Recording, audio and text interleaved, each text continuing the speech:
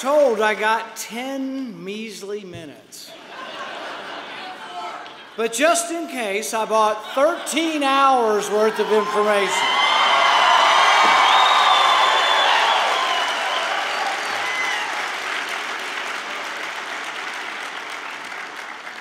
I also came with a message for the president, a message that is loud and clear, a message that doesn't mince words.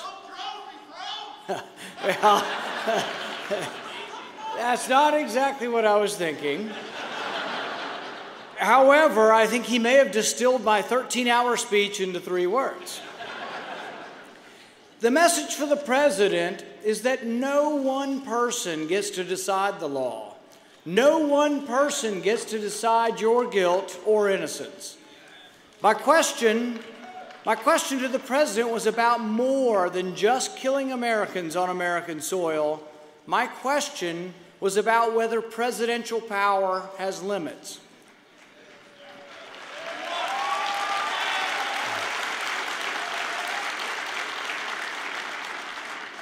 Lincoln put it well when he wrote, "Nearly all men can stand adversity, but if you want to test a man, give him power."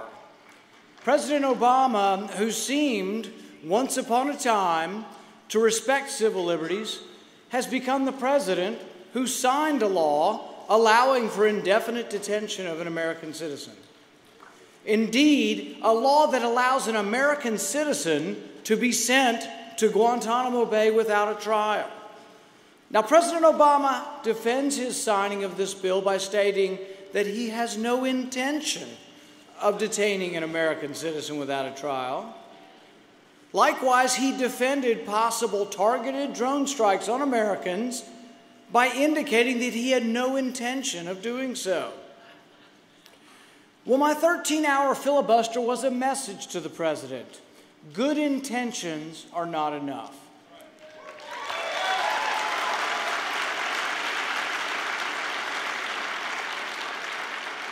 The presidential oath of office states, "I will protect, preserve, and defend the Constitution." It doesn't say, "Well, I intend to when it's convenient." Mr. President, good intentions are not enough. We want to know, will you or won't you defend the Constitution? Eisenhower wrote, "How far can you go without destroying from within what you are trying to defend from without?" If we destroy our enemy but lose what defines our freedom in the process, have we really won? If we allow one man to charge Americans as enemy combatants and indefinitely detain or drone them, then what exactly is it that our brave young men and women are fighting for?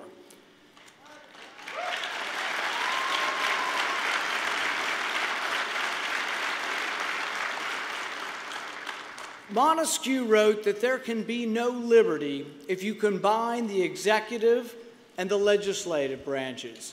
Likewise, there can be no justice if you combine the executive and the judicial branch. We separated arrest from accusation and trial and verdict for a reason. When Lewis Carroll's White Queen shouts, "Sentence first, verdict afterwards," the reader's response is supposed to be, "But that would be absurd." In our country, the police can arrest, but only your peers can convict. We prize our Bill of Rights like no other country. Our Bill of Rights is what defines us. It's what makes us exceptional.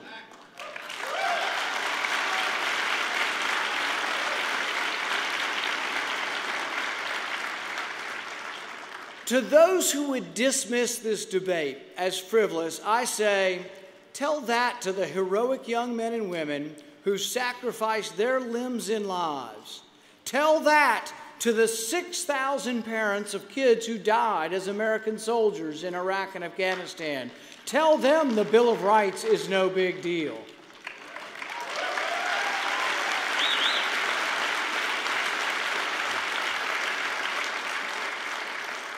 Tell it to Sergeant J.D. Williams, who's one of my neighbors. He lives in Auburn, Kentucky, a few miles from me. He sacrificed himself to save his fellow soldiers. Tell J.D., who lost both legs and an arm, tell him his sacrifice was great, but that we had to suspend the Bill of Rights he fought for. I don't think so.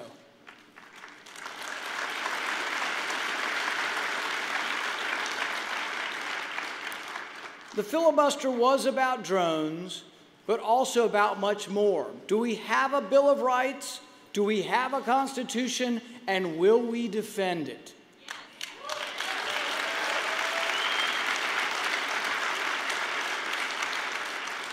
In his farewell speech in 1989, Reagan said, "As government expands, liberty contracts." He was right. Government cannot give us our liberty. Our rights come from our Creator. But as government grows, liberty becomes marginalized. The collective takes precedent over the individual. Freedom shrinks. And our government today is larger than it has ever been in our history. Everything that America has been, everything we ever wished to be, is now threatened by the notion that you can have something for nothing, that you can have your cake and eat it too, that you can spend $1 trillion every year that you don't have. The president seems to think that we can keep adding to a $16 trillion debt. The president seems to think that the country can continue to borrow $50,000 a second. The president just believes we just need to squeeze more money out of those who are working. He's got it exactly backwards.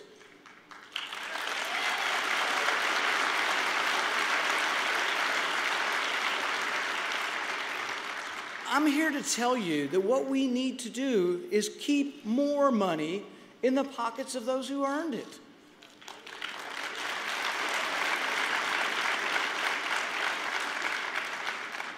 Look at how ridiculous Washington politicians have behaved over this sequester. The president did a big, oh, woe is me, over $1 trillion sequester that he endorsed and he signed into law. Some Republicans joined him. But the sequester didn't even cut any spending. It just slows the rate of growth of government. Even with the sequester, the federal government will grow over $7 trillion over the next decade. Only in Washington can a $7 trillion increase in spending be called a cut.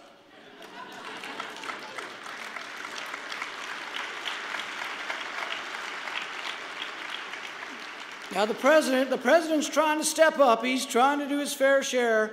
After the sequester was announced, he said he's going to stop the White House tours for school children. They had to do this because these cuts were imposed by the sequester. But meanwhile, within a few days, the president finds an extra $250 million to send to Egypt. You know, the country where mobs attacked our embassy, burned our flag, and chanted death to America. He found an extra $250 million to reward them. You know, the country whose president recently stood by his spiritual leader who called for death to Israel and all who support her. I say not one penny more to countries that are burning our flag.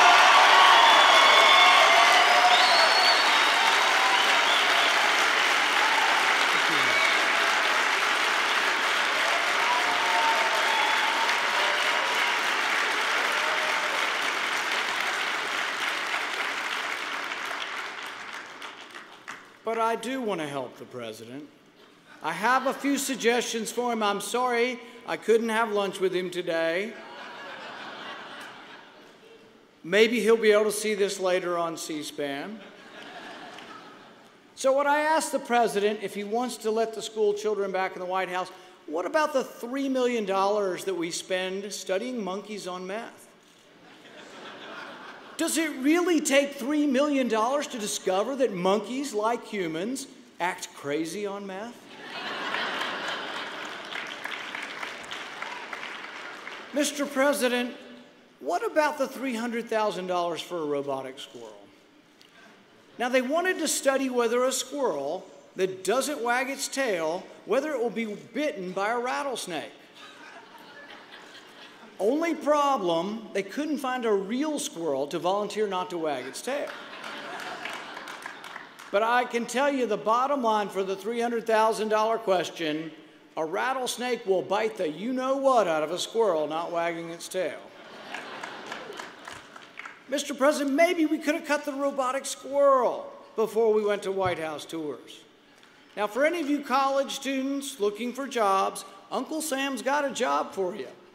The pay's $5,000, all expenses paid. The study is in Hawaii. But the requirements are onerous. Only a few could qualify. You have to like food. The study is to develop a menu for when we colonize Mars. I'm not making this up. Guess what a bunch of college students came up with for the menu? Pizza.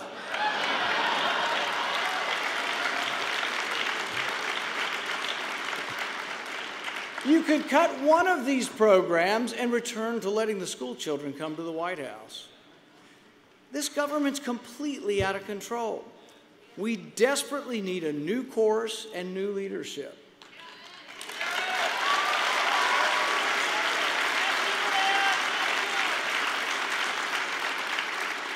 The path forward for the Republican Party is rooted in the respect for the Constitution and respect for the individual.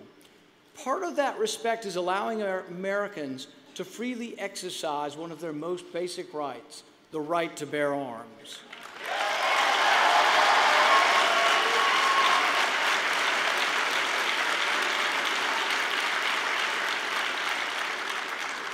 But you can't protect the Second Amendment if you don't protect the Fourth Amendment. If we are not secure in our homes, if we are not secure in our persons and our papers, can we really believe that the right to bear arms will be secure? We need to jealously guard all our liberties.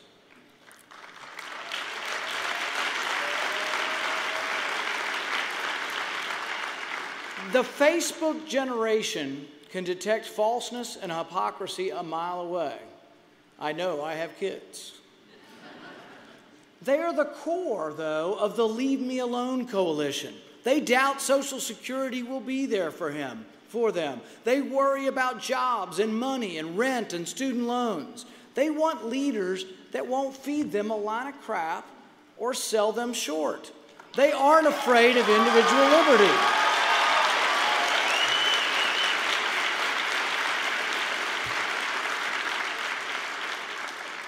Ask the Facebook generation whether we should put a kid in jail for the nonviolent crime of drug use, and you'll hear a resounding no.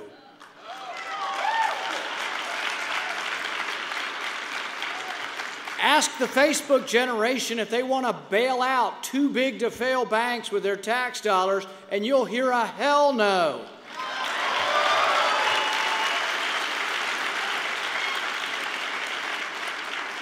There is nothing conservative about bailing out Wall Street.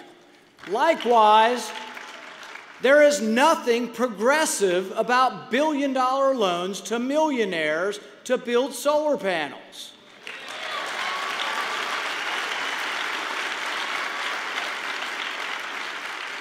The Republican Party has to change by going forward to the classical and timeless ideas enshrined in our Constitution. When we understand that power corrupts and absolute power corrupts absolutely, then we'll become the dominant national party again. It's time for us to revive Reagan's law. For liberty to expand, government must shrink.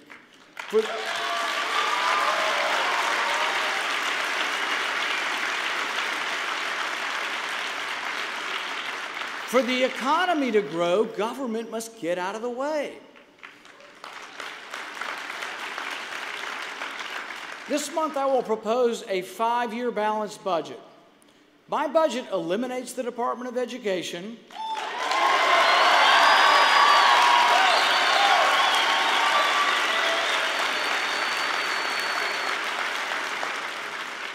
and devolves power and money back to the states where they belong.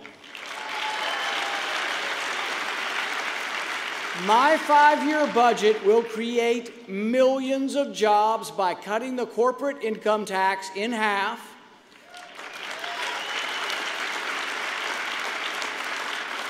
by creating a flat personal income tax of 17%,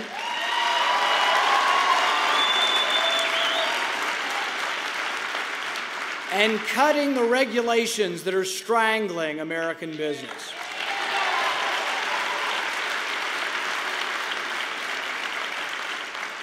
The only stimulus ever proven to work is leaving more money in the hands of those who earned it. The Constitution must be our guide. For conservatives to win nationally, we must stand for something. We must stand on principle. We must stand for something so powerful and so popular that it brings together people from the left and the right and the middle. We need a Republican Party that shows up on the south side of Chicago and shouts at the top of our lungs, "We are the party of jobs and opportunity. The GOP is the ticket to the middle class."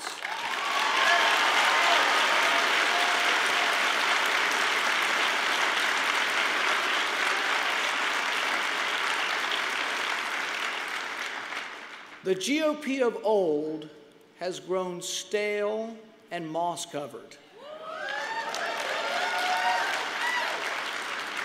I don't think we need to name any names, do we?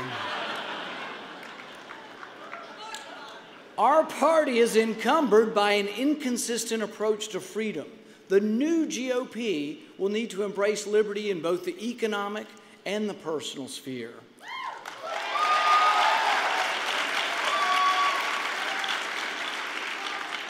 If we're going to have a Republican Party that can win, liberty needs to be the backbone of the GOP. We must have a message that is broad, our vision must be broad, and that vision must be based on freedom. There are millions of Americans, young and old, native and immigrant, black, white, and brown, who simply seek to live free, to practice their religion, free to choose where their kids go to school, free to choose their own health care, free to keep the fruits of their labor, free to live without government constantly being on their back. I will stand for them. I will stand for you.